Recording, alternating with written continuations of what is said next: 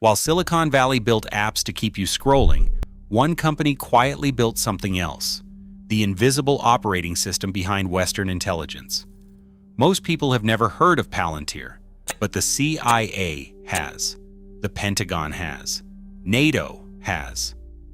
A single software layer now sits beneath some of the most consequential decisions governments make. And it all started with a failure no one was supposed to repeat. In the months after September 2001, American intelligence agencies faced a problem they could not solve with manpower or budget alone.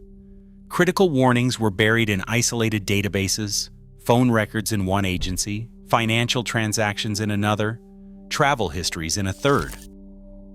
A problem of fragmented data. Each department operated its own system, protected its own data, and relied on formal reports to share information. Timelines stretched. Patterns went undetected. The 9/11 Commission would later describe this as a crisis of stovepipes, a world where clues existed but never crossed the invisible walls between organizations. Audits by the Government Accountability Office revealed just how deep the fragmentation ran. A review by the FBI called out poor analytical capability and inadequate information technology infrastructure. Analysts struggled to connect dots that were scattered across incompatible networks. Even when information was shared, it arrived late, incomplete, or stripped of the context needed for action. The result was not a lack of data, but a lack of synthesis, a failure to see the whole picture in time to prevent disaster. Congress responded with the Intelligence Reform and Terrorism Prevention Act of 2004. For the first time, a director of national intelligence would sit above the alphabet soup of agencies, charged with breaking down barriers and building a new information-sharing environment. The law created mandates, new centers, and technical standards. But the core problem remained: how to fuse signals, human reports, surveillance feeds, and financial data into a single, coherent view, fast enough to matter. The stakes were no longer theoretical. They were measured in lives, in missed warnings, in the cost of operating blind. This was the void that demanded a new kind of platform, one that could bridge the silos and make sense of chaos. Peter Thiel, already known for co-founding PayPal, recognized a rare opening in the aftermath of 9/11. He provided the initial $2 million to launch Palantir, but his influence ran deeper than just capital. Thiel saw the data integration crisis as both a national imperative and a commercial opportunity, a chance to build tools for government that Silicon Valley had never dared attempt. He recruited Alex Karp, a civil rights lawyer with a doctorate in philosophy, to lead the company. Karp brought a different sensibility, wary of unchecked surveillance, but convinced that the right software could help analysts understand complexity without erasing human judgment. The partnership was unlikely. Thiel, the libertarian investor, and Karp, the idealist outsider, shared little in background but found common ground in the belief that existing systems were broken.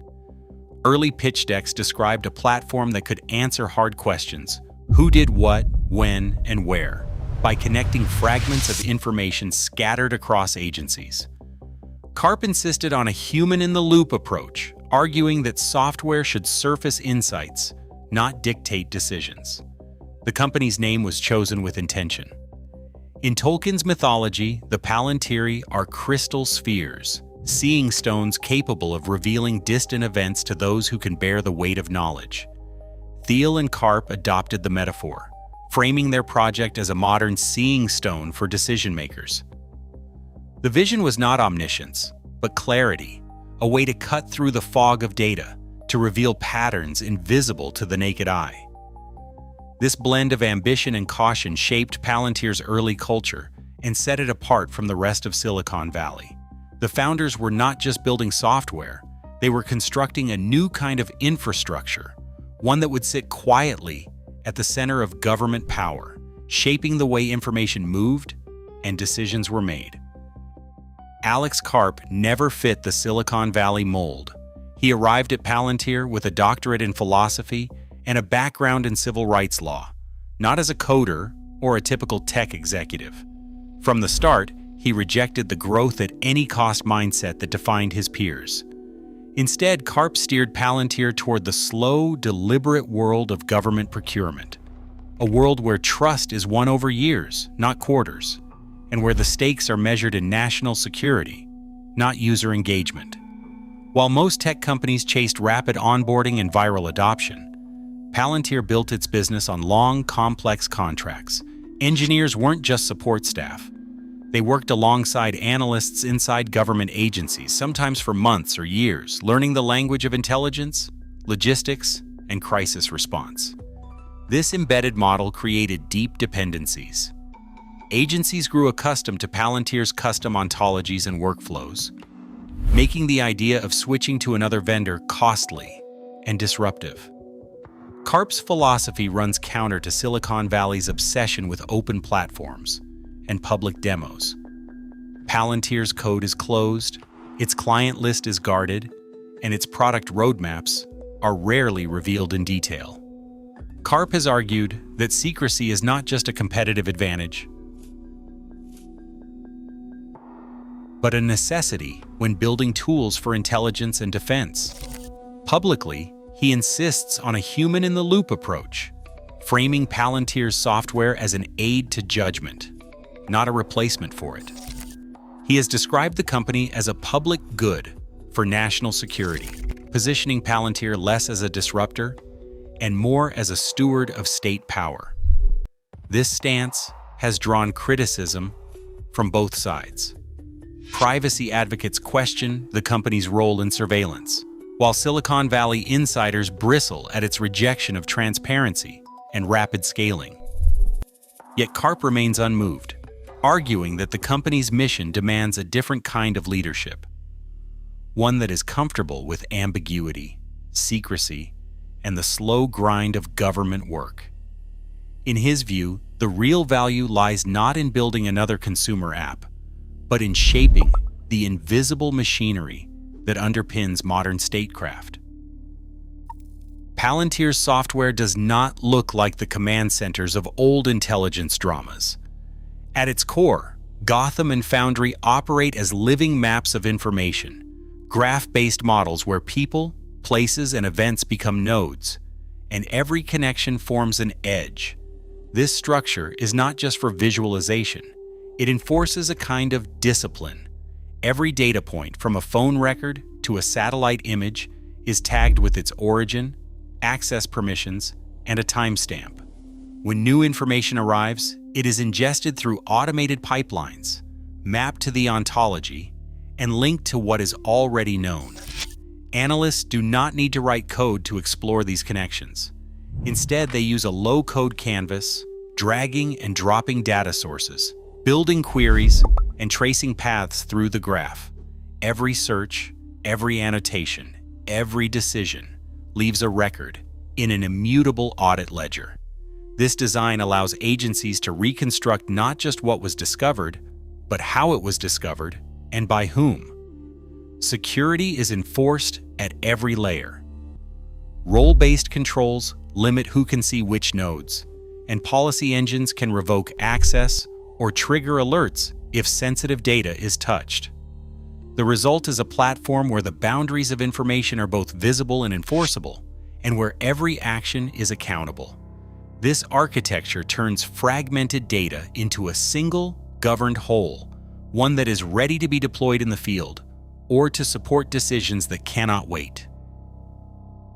On the battlefields of Ukraine, Palantir's software is no longer an abstraction. Ukrainian defense officials have turned to Gotham to map artillery strikes, track ammunition flows, and estimate civilian casualties in near real time. Satellite images, intercepted signals, and even social media posts are pulled into a single operational picture. Analysts can pinpoint enemy artillery positions, predict likely targets, and direct counterfire with a speed that would have been impossible a decade ago.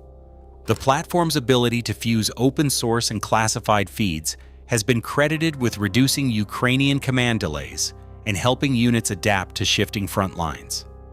The same architecture underpins U.S. Department of Defense logistics. Predictive maintenance modules, built on Palantir's Foundry, monitor aircraft fleets for signs of mechanical failure. Instead of waiting for parts to break, the system forecasts failures days in advance, cutting downtime and raising operational readiness. In published audits, the Air Force reported that predictive analytics reduced maintenance delays by over 30% on certain aircraft types. Across these deployments, the line between software and strategy blurs. Decisions that once depended on slow human synthesis now move at the pace of the algorithm, reshaping how wars are fought and how risks are managed.